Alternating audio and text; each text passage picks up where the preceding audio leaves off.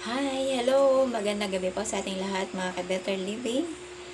Nais ko pong mag-share sa inyo ngayon ng isang napaka-gandang topics na magbe-benefits po. Sigurado ako na magbe-benefits po ang bawat isa sa i-discuss ko po sa inyo ngayong gabi. Tayo po ay magkakaroon ng discussion ngayon kung sino man po ang mga pwede magtanong, mag-comment, open naman po. Okay, relasyong Mr. at Mrs.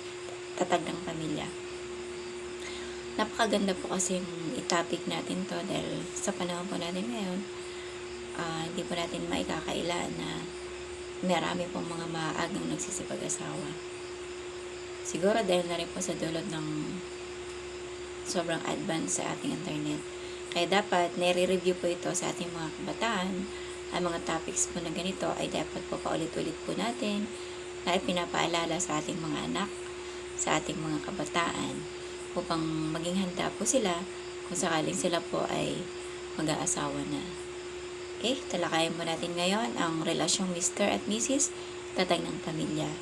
Ang sabi po dito, na isasagawa ng maayos ang paghuhubog ng pamilya at ang pagkakaroon ng mabuting pasunuran ng bawat miyembro kung may matibay na relasyon sina Mr. at Mrs. Sa magandang relasyon ay mabubuo ang isang matatag na pamilya. Ito ay tunay na mapapangalagaan ng mag-asawa batay sa kanilang maayos na relasyon. Siyempre, kung hindi maganda ang relasyon ng mag-asawa, siyempre yung mga anak malulungkot. May mga ibang dyan nagre-rebelde pa eh. Kapag nakikita nila na yung mama at papa nila ay nagbabangayan lagi, diba? It is a place for, the family is the most important institution. Sabi dito, the family is the most important institution. It is a place for, number 1, growth. Number 2, safety and security. Number 3, development and biblical and moral values. Number 4, helping shape destiny. Ano ba ibig sabihin ng mga to? Ang growth po, ang pamilya ang nagbibigay ng kapaligiran upang lumago ang isang tao sa physical, emotional, intellectual o spiritual na bahagi ng kanyang pagkatao.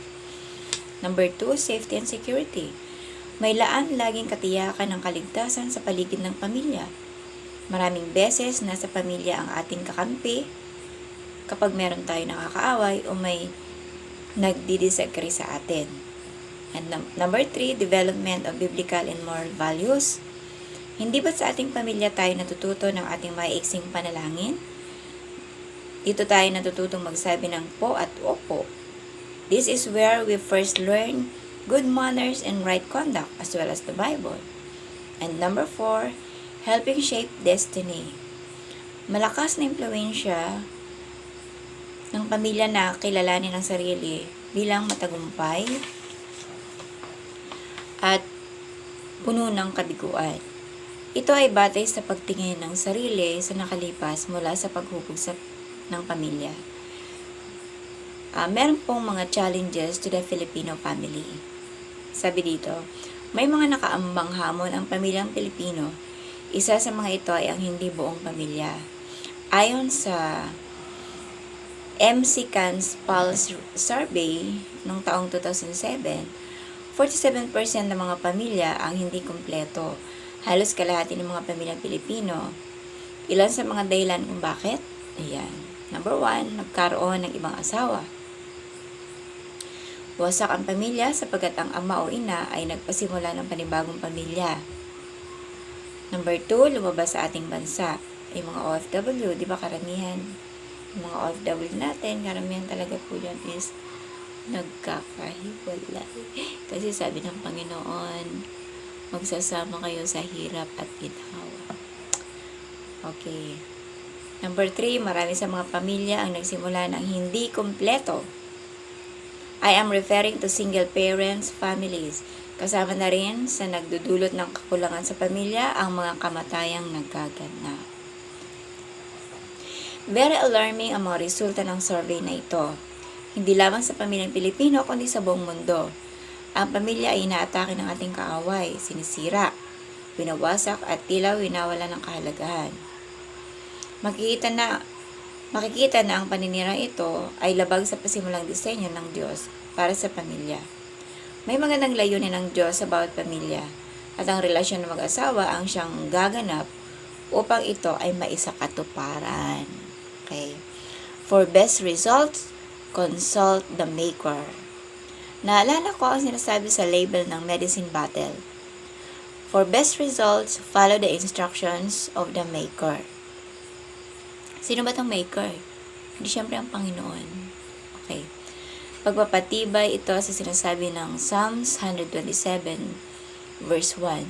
Unless the Lord builds the house, its builders labor in vain. Maliban na ang Panginoon ang magtayo ng bahay, walang kabuluhang napapagod ang mga nagtatayo nito. Maliban na ang Panginoon ang magbantay sa lungsod, walang kabuluhang nagpupuyat ang bantay. Ang Panginoon ang may panukala para sa isang matagumpay, mapayapa at maligayang sambayanan at sambayanan. Dapat masunod ang kanyang plano sa pagtatayo ng pamilya. Ang Diyos pala ang nagpaplano sa pagpapamilya. Mahalaga ang pagtutuwang na isang Mr. at Mrs. kung saan ang kanilang relasyon ang siyang magiging sandigan.